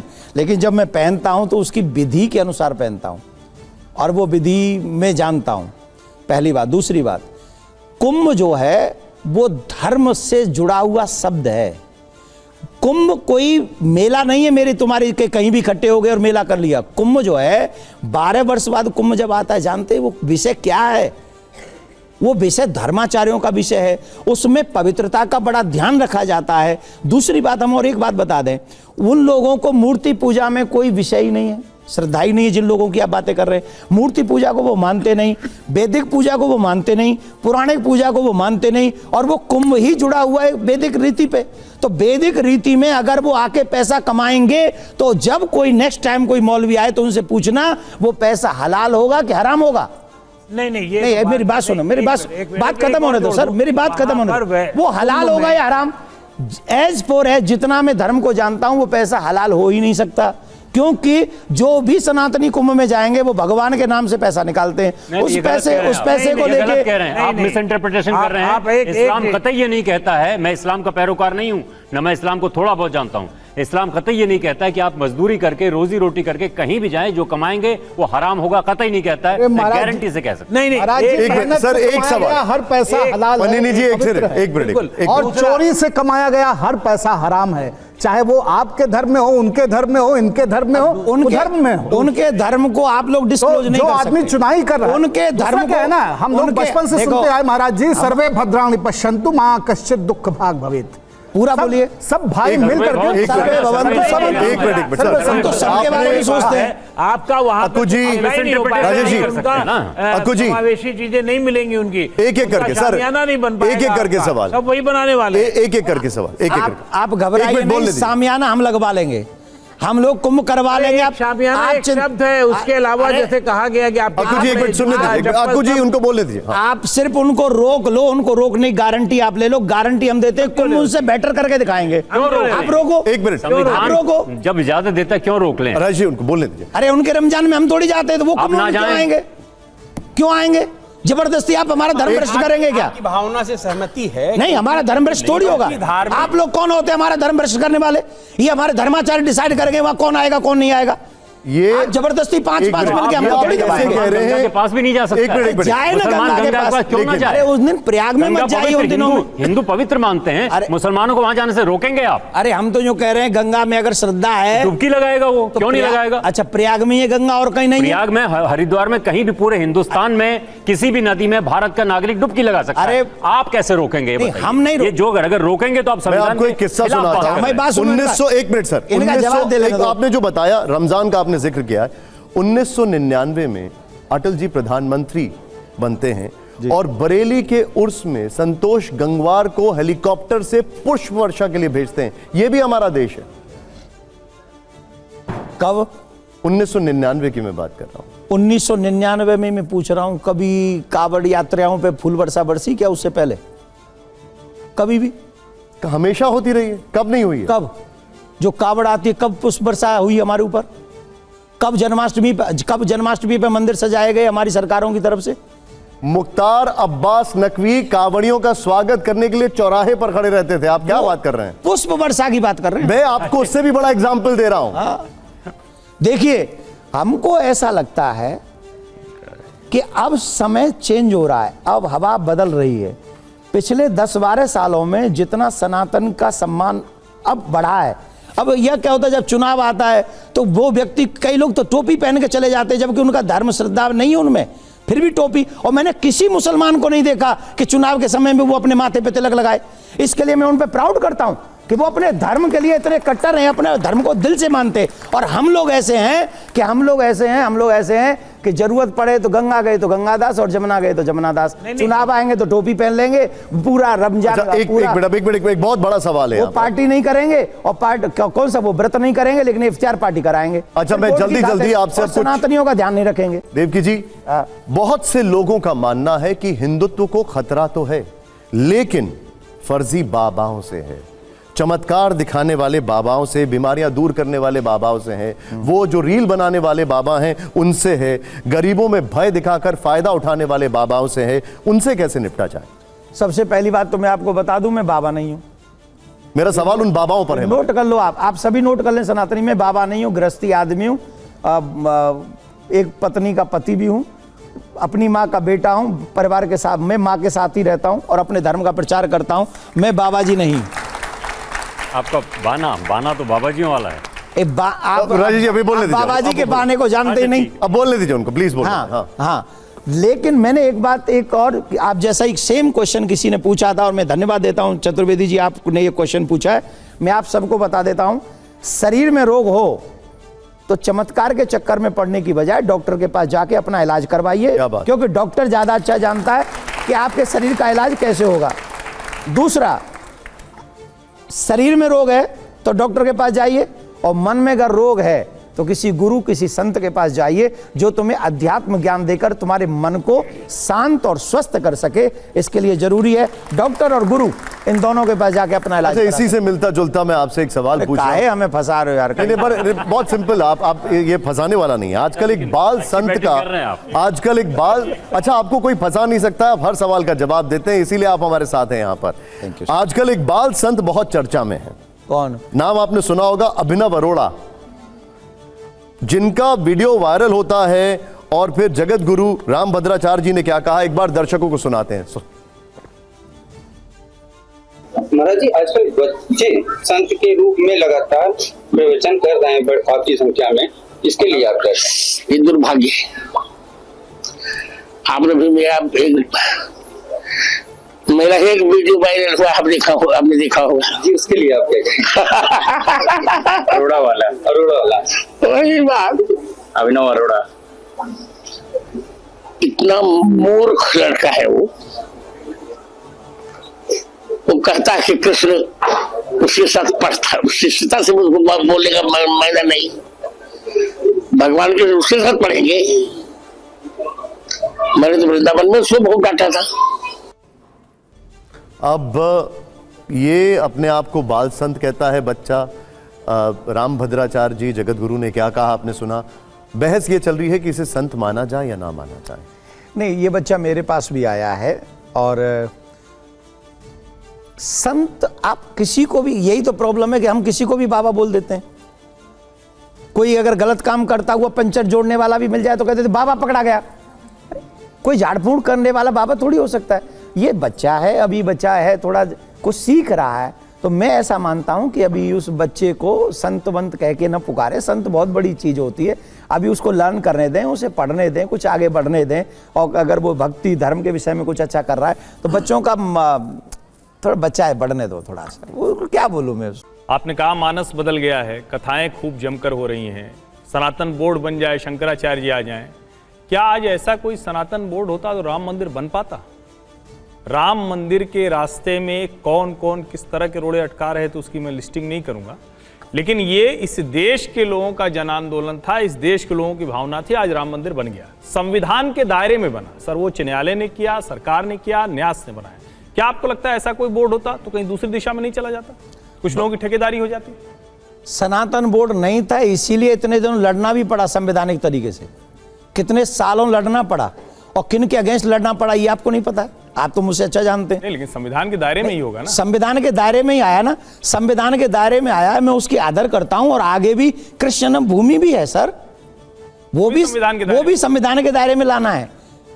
और भी इतने कितने मंदिर हैं जो संविधान के दायरे में लाना है। इसी के लिए तो 16 तारीख को धर्म संसद हो रही है खजूरी खास पुस्ता 4-5 में। सभी सनातनियों से एक बार फिर कह रहा हूं, उस दिन सोना मत, उस दिन दिल्ली पहुंचो और पहुंच के कहो कि जैसे राम मंदिर बनाए वैसे कृष्ण मंदिर भी चाहिए मथुरा में, और वक्फ बोर्ड से अच्छा सनातन बोर्ड भी चाहिए हमें। ठीक है, अब आपको जल्दी है, इसलिए ये इस शो का आखिरी और मोस्ट वायरल राउंड है। वो जो वायरल राउंड था उसके बाद आपको इसमें बोलने का मैं कष्ट नहीं दूंगा। ये देखिए देवकी जी, ये आपके लिए प्ले कार्ड है, इसमें यस है, नो है, सामने कैमरा लगा हुआ है, आप इसको पकड़ें। मैं वहां से आपसे सवाल पूछूंगा, मैं बिल्कुल नहीं फंसाऊंगा, आप कभी फंस ही नहीं सकते। आइए जरा जोरदार तालियां हो जाएं देवकी जी के लिए, बड़ा समय निकाल के हमारे साथ आए हैं। जोरदार तालियां हो, में तालियां जोरदार होनी चाहिए। आइए जरा, मेरा पहला रैपिड फायर राउंड का पहला सवाल प्ले करिए जरा। साईं बाबा भगवान हैं, यस या नो? नो, ठीक है, ओके। मैं उनको संत मानता हूं। ठीक है, संत मैं उनको संत मानता हूं, डिसरिस्पेक्ट नहीं करता, ठीक है, लेकिन भगवान नहीं है। ठीक है, जोरदार तालियां हमारा अगला सवाल के लिए। आइए जरा सीधे रैपिड फायर का दूसरा सवाल, साधु संतों का चमत्कार दिखाना जायज है, यस या नो? यार क्या बता रहे, देखिए मैं एक बात मानता हूं, चमत्कार तो सिर्फ भगवान ही कर सकता है, कोई व्यक्ति नहीं कर सकता है, और करे भी तो उसे प्रकट नहीं कर। आप इस पे यस कहेंगे, नो कहेंगे? जायज है कि ना, ये मत पूछवाओ हमसे, लेकिन मैं यही कहूंगा कि ना ही करें तो ज्यादा अच्छा, लेकिन चमत्कार ना ही करें। लेकिन प्ले कार्ड हाथ में रखिएगा, जोरदार तालियां हो जाएं। आइए जरा हमारा अगला सवाल यहां पर प्ले करिए। बहुत कम सवाल है और बहुत जोरदार तालियां होनी चाहिए। मैं चाहूंगा जरा, ईद में बकरे की कुर्बानी बंद होनी चाहिए, यस या नो? आइए जरा अगला सवाल। राजेश जी समय कम है, राजेश जी समय कम है। आइए जरा अगला सवाल दिखाइए, जरा अगला सवाल प्ले करिए। हिंदू मंदिरों में जानवरों की बलि परंपरा उचित है, यस या नो? मेरे से अगर पूछोगे तो मैं तो यही कहूंगा कि कहीं भी किसी की बलि नहीं देनी चाहिए। यस, आपको ठीक है, ठीक है, ठीक है, बड़ी, ये देखिए जोरदार तालियां हो उस पे, एकदम लाइन उन्होंने जो रखी है वही रखी है। आइए जरा, चाहे हिंदू हो या मुसलमान, जानवरों की बलि से वो बिल्कुल इत्तेफाक नहीं रखते। आइए जरा बहुत जोरदार तालियां एक बार फिर से इस पर। अगला सवाल दिखाइए जरा, साधु सन्यासियों को राजनीति से दूर रहना चाहिए, यस या नो? No, no. राजनीति बिनु धनु बिनु धर्मा, हरियु समर्पे बिनु सत्कर्मा। अगर धर्माचार्य साधु संत सदन में नहीं होंगे तो फिर लिविंग रिलेशनशिप जैसे ही कानून बनेंगे, और फिर ऐसे कानून बनेंगे जिससे भारतीय संविधान की और जो धाराएं हैं वो बर्बाद हो जाएंगी, और भारतीय संस्कारों की जो विशेष चीजें हैं ना। लेकिन जब शंकराचार्य और अभी मुक्तेश्वरानंद जी कुछ बयान देते हैं तो ये क्यों कहा जाता है कि इनको राजनीति से दूर रहना चाहिए? नहीं, वो गलत कहते हैं। अगर कोई अच्छी बात धर्माचार्य कह रहे हैं तो उसको मानना चाहिए और उसका कानून बना के इन बच्चों के भविष्य का निर्माण करना चाहिए। बड़े साफ, एक प्लीज गो अहेड। मैं ये जानना चाहता हूं आप सबसे, आपके चैनल के माध्यम से, हम अपने युवाओं को चरित्रवान बनते हुए देखना चाहते हैं कि चरित्रहीन? आप नहीं बोलना, बच्चे बताएंगे, जोर से बोलो। हो गया सर। अगला सवाल दिखाइए, एक मिनट राजेश जी प्लीज, अगला सवाल सीधे आइए। अगला सवाल, आप तालियां नहीं आएंगी अभी, वैसे तालियों के साथ सवाल आएगा, दिखाइए जरा। मुसलमानों से मतदान का अधिकार छीन लेना चाहिए, यस या नो? आपने तो मुंह पे ही हाथ रख लिया। टीवी पे बैठा हूं इसलिए रहने दो यार। ठीक है, ओके, पास कर दिया है। अगला सवाल, जोरदार तालियां अगले सवाल के लिए, जोरदार तालियां हो। आइए जरा प्ले करिए हमारा सवाल। हिंदुओं को 4 बच्चे पैदा करने चाहिए। अच्छा ये बताइए आपके कितने बच्चे हैं? एक मिनट राजेश जी, देखो मुझे आपसे बहुत तकलीफ है। क्यों? आपको हमारी महिलाओं की चिंता, उनकी महिलाओं की चिंता आप नहीं महिलाओं करते। की चिंता वो करे। अरे कैसे हम नहीं अपनी महिलाओं की चिंता अच्छा अभी राजेश जी उनका साथ ले रहे थे आप। प्लीज सर, प्लीज सर, आपने कहा हिंदुओं को 4 बच्चे पैदा करने चाहिए। अर्थ धर्म काम मोक्ष, अर्थ धर्म काम मोक्ष, ये 4 चरण धर्म के हैं। और हमारे घरों में जब 4 आजकल तो हम लोगों ने परिवार नष्ट लेकिन कर दिया। आपके कितने बच्चे हैं? मेरे 4 हैं, 4 हैं मेरे।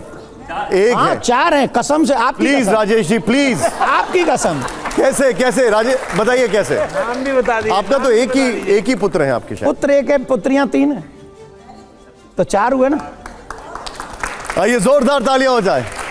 अगला सवाल, जोरदार तालियां। राजेश जी आप इंटरजेक्ट ना करें प्लीज। आइए जरा देखिए, मैं आपको बता दूं ये एआई है, अगर जब तक ताली नहीं बजेगी तब तक आएगा नहीं। आइए जरा अगला सवाल प्ले करिए। यहां पर हमारा अगला सवाल है, जो आखिरी सवाल है, देश में जनसंख्या नियंत्रण कानून आना चाहिए, आना चाहिए?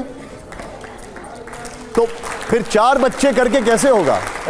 4 बच्चे करके कैसे होगा? अक्कू जी प्लीज। सुना रहा हूं सर, यही सुना रहा हूं। For your kind information my lovely dear, आपको बता दूं मैंने जनसंख्या नियंत्रण कानून पे याचिका भी डाली हुई है। अरे ये मैंने याचिका डाली हुई है, मेरे नाम से पड़ी हुई है। आपको बता दूं 4 बच्चे तब तक करो जब तक जनसंख्या नियंत्रण कानून ना आ जाए। जब तक बहुसंख्यक हिंदू रहेगा ये देश सुरक्षित रहेगा, और जिस दिन हिंदू अल्पसंख्यक हुआ उस दिन हम सबको ये लेकिन देश हिंदू तो छोड़- बहुसंख्यक ही हैं। अभी तो हैं। हमको कह दिया बच्चा 2 ही अच्छा, और दूसरे को कह दिया चच्चा करे जाओ 20 बच्चा। ये कैसे पॉसिबल है? नहीं, सबको कहो या तो 2 बच्चा, हम अभी से आपका साथ देते हैं, और जब तक 20 बच्चा पे ठीक है, रोक- मैं जब तक आपके रोकेगा- आपने ये जो बोला है मैं जाऊंगा। जोरदार तालियां हो। बहुत आभार, बहुत शुक्रिया देवकी जी, आप हमारे लिए आए, आपने समय निकाला, बहुत बहुत धन्यवाद आपका। प्रणाम। मैं आप सबको एक और प्रार्थना करना चाहता हूं। 16 तारीख मैं आपकी प्रतीक्षा करूंगा। आप भी आइए, जिनको आप जानते हैं प्लीज सबको लेके आइए। Thank you, thank you. आभार आपका।